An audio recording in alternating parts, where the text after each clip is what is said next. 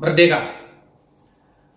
Dalam tayangan perdana Bincang Budaya kali ini, saya akan mengajak untuk membahas tema eksploitasi mu'alaf dan kriminalisasi murtad dalam perspektif budaya. Sebagaimana kita lihat akhir-akhir ini betapa tren orang pindah agama dan disiarkan di medsos, di televisi, seolah-olah tanpa canggung-canggung menyampaikan begitu vulgar, dan kita lupa tidak mengindahkan perasaan dari komunitas agama yang ditinggalkan.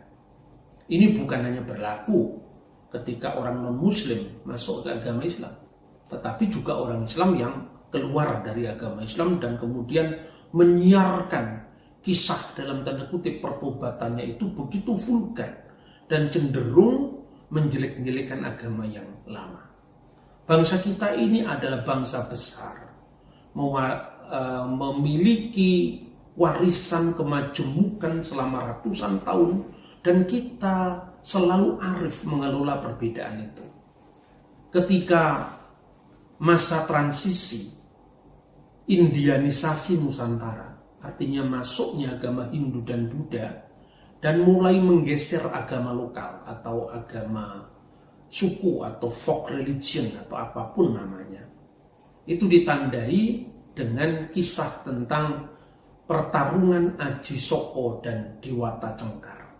Aji, Saka, Aji itu raja, Saka itu sebetulnya penguasa India, ada Hauma Saka dan seterusnya.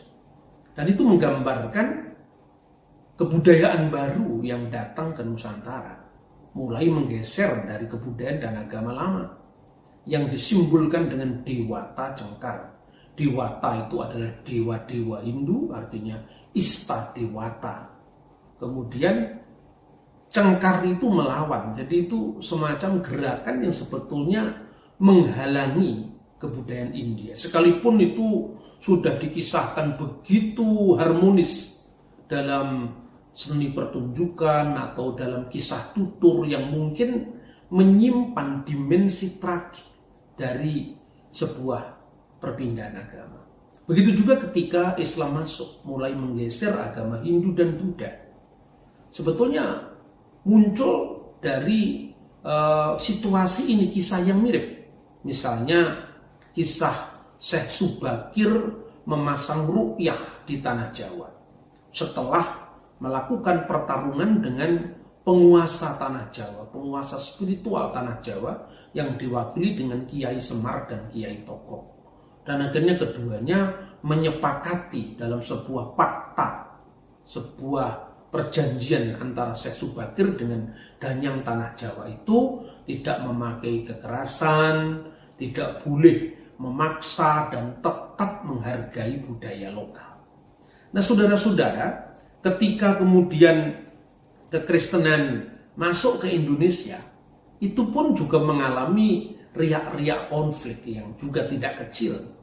Dan bahkan ketika terjadi perpindahan agama itu selalu ukurannya adalah ukuran yang lama. Karena sesuatu yang baru dan aneh itu cenderung ditolak. Karena itu maka Wali Songo itu telah berhasil mengintegrasikan masa transisi Buddha Hindu kepada Islam itu dengan integrasi harmonis antara budaya Jawa dan Islam. Begitu juga dalam Kristen, ada Ulan, ada Kiai Tunggul Wulung, ada Kiai Sadra, Kiai Tosari. Itu contoh-contoh bagaimana kita melakukan Islamisasi atau Hinduisasi atau evangelisasi di dalam konteks budaya lokal. Saya mau tunjukkan bahwa sesuatu yang baru itu dianggap asing dan itu diejek, ya. Salah satunya tercatat dalam ini, Babat Tanah Jawi. Ini merekam ejekan orang-orang Jawa Majapahit terhadap Sunan Ampel yang disebut Raden Rahmat. Yang 3 orang yang datang dari Campa, yaitu Raden Rahmat, Raden Santri, dan Raden Burereh. Burereh itu ungkapan Jawa untuk Abu Hurairah. Ini dalam bahasa Jawa, huruf Jawa terbitan Nederland tahun 1889.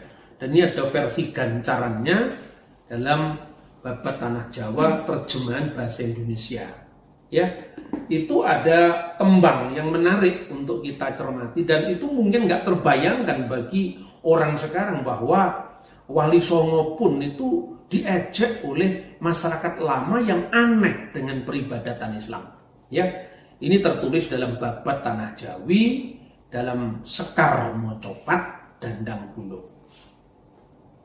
Kira-kira begini, saudara. Nanti akan saya terjemahkan tembang ini. Putra cempong bekti yang widi, tiningalan ing wong wilwotikto,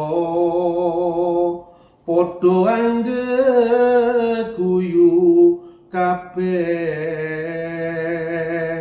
ujare wong maca langu,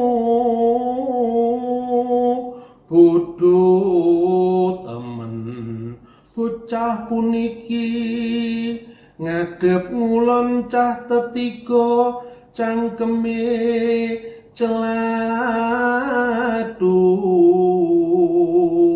tangane ngekeping dodo, tumuli dengkule dipun pijeti, tumulya ngambung keloso. Putra Cempo itu adalah Sunan Ampel yang namanya adalah Raden Rahmat, bersama dengan Raden Santri dan Raden Burereh datang ke tanah Jawa menyiarkan agama Islam. Dari Campa ke Jawa menyiarkan agama Islam. Ketika dia berbakti pada Sang Hyang Widi, pada Allah Subhanahu wa taala, dilihat tininggalan ing wong wilwotikto Majapahit. Mereka semua pada tertawa. Kata orang-orang Majapahit itu, kok bodoh sekali anak ini, karena mereka masih muda-muda ketika datang ke tanah Jawa. Mereka menghadap ke barat ketika sembahyang. Orang ketiga orang tadi, Raden Rahmat, Raden Santri, dan Raden Burereh tadi, cangkeme celatu, dan ini kata yang kasar. Mulutnya sambil kumat kamit membaca doa, tangannya ngakep dodo, ya, dalam posisi orang sembahyang itu, kadang-kadang berdiri mengangkat tangan, kemudian ketika duduk di antara sujud itu, kemudian dia begini, itu seolah-olah mijeti dengkul, lalu sujudnya mencium tikar atau keloso. Ini sesungguhnya ejekan, tetapi dikisahkan bahwa Sunan Ampel tenang-tenang saja karena mereka dianggap belum mengerti. Nah, begitu juga saudara-saudara, ketika Kristen masuk ke tanah Jawa, itu juga diejek oleh komunitas Islam, sebagaimana dulu komunitas Hindu mengejek Islam yang baru datang. Misalnya dalam Serat Bayanullah. Serat Bayanullah itu ditulis oleh Raden Panji Notoroto yang hidup kira-kira tahun 1820, meninggal tahun 1890. Beliau adalah guru dari Ki Padmo Susastro yang banyak sekali buku-bukunya saya baca ketika saya masih remaja. Nah, saudara-saudara, di sana juga diceritakan bagaimana komunitas Kristen di Ngoro itu sembahyangnya lucu. Karena apa? Kalau ibadah berhadap-hadapan. Sebab kalau Islam, kalau ibadahnya menghadap ke kiblat. Kalau ini berhadap-hadapan antara pendeta dengan jamaahnya. Wong Jawa Gung, ditulis dalam tembang pucung. Ing Betawi samya nungsung, salin sesembahan, manut tataning sarani, malebeng gereja manembah nyembah arep-arepan kang sinenggo Nabi Isa taksih hidup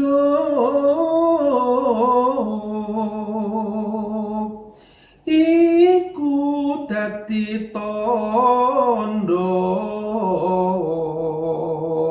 linglung kelalanganing pikir wirangi sen wong Jawa ngalih agama.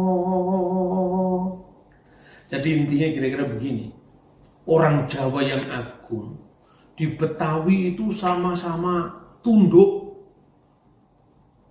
berganti sesembahan menurut tata agama Nasrani. Masuk ke gereja, malbeng gereja, manembah harap-harapan kalau menyembah berhadap-hadapan. Nah, karena memang tradisi dari gereja barat, baik Katolik maupun Protestan, ketika beribadah misalnya misa atau perjamuan suci dalam Islam itu pendeta menghadap ke jemaat.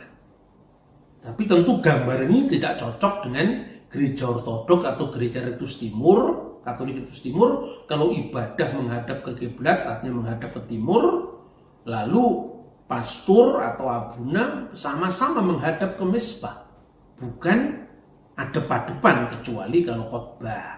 Nah ini, jadi artinya gambaran suatu masyarakat tentang agama itu tentu dilihat perjumpaannya dengan siapa, dan itu tidak bisa berlaku untuk sepanjang zaman. Kemudian mereka punya harap, kang sinengguh Nabi Isa taksih hidup. Nabi Isa itu masih hidup karena Kristen meyakini bahwa Yesus Kristus itu bangkit dari orang mati dan naik ke surga, sampai sekarang masih hidup karena dia tidak mati seterusnya, tapi 3 hari kemudian dia bangkit kembali dari antara orang mati dan naik ke surga.